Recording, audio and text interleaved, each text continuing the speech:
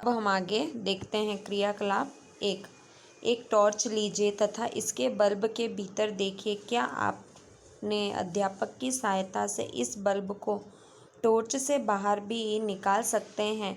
आप क्या देखते हैं? क्या आप कांच के बल्ब के मध्य एक पतला तार देखते हैं जो चित्र 12.2b में दिखाया गया। अब टॉर्च का एक स्विच दबाइए तथा देखिए बल्ब का कौन सा भाग दीप्त है।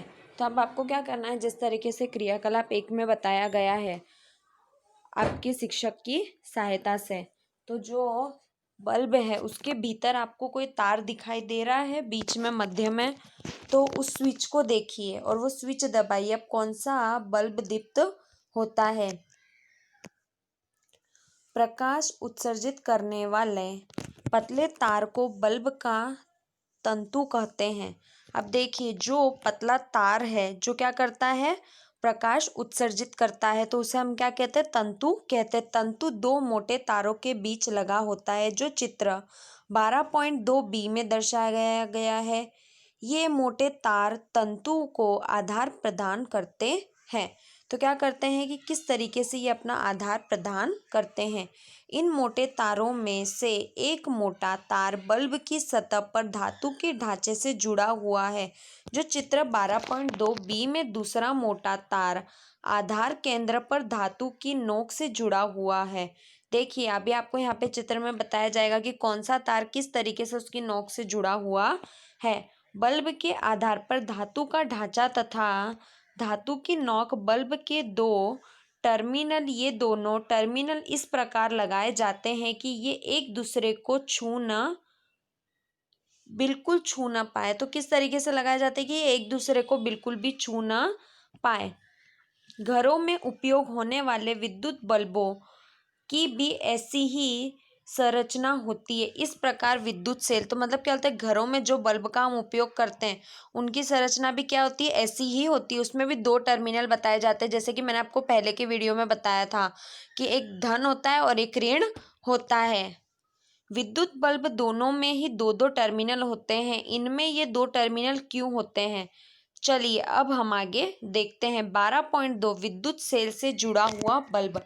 आइए विद्युत सेल का उपयोग करके एक बल्ब को दीप्तिमान करने का प्रयास करें। ऐसा हम किस प्रकार करते हैं? चलिए अब हम आगे देखते हैं। क्रियाकलाप 2। विभिन्न रंगों के प्लास्टिक का आवरण चढ़े विद्युत तार के 4 टुकड़े लीजिए। प्रत्येक तार के टुकड़े में दोनों सिरों से प्लास्टिक आवरण को हटा दीजिए।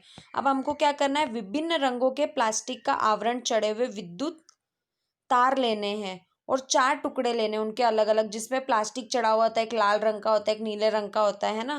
प्रत्येक तार के टुकड़े के दोनों सिरों से प्लास्टिक का आवरण, तो मतलब प्लास्टिक लगा हुआ होता है तो हमें दोनों सिरों से उसको निकाल देना है। इस प्रकार दोनों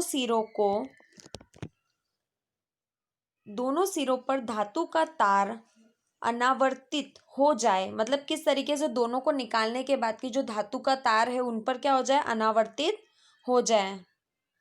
अनावर्तित भागों को विद्युत सेल तथा दूसरे दो को बल्ब से जो चित्र 12.3 तथा 12.4 में दर्शाए अनुसार जोड़िए।